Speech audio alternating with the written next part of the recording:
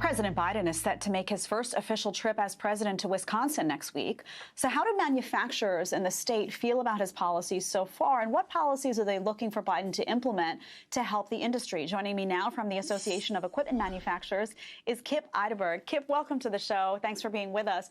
So what do you think manufacturers want to hear from Joe Biden this week?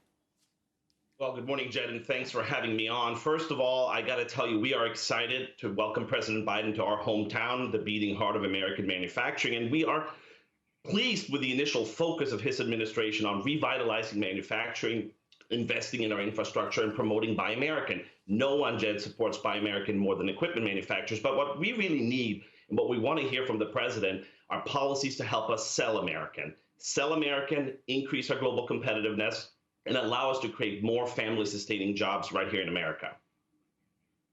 What are your concerns right now? If you were to voice to him concerns about the manufacturing industry that potentially the administration could aid with, what would those be?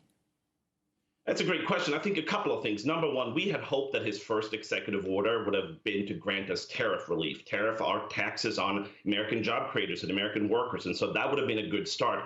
Other than that, Jed, I think our concern is not necessarily so much what he might do, but it is what he might not do.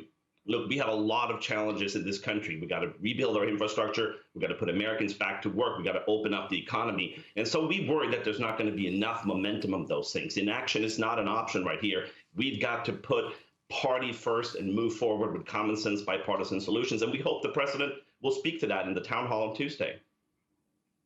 You know, Kip, you referenced the Made in America executive order and some components of that look good. So if you had to specifically modify that order and say, hey, look, this is great, but we need to do X, Y, and Z, what would those specific things be to help the manufacturing community right now?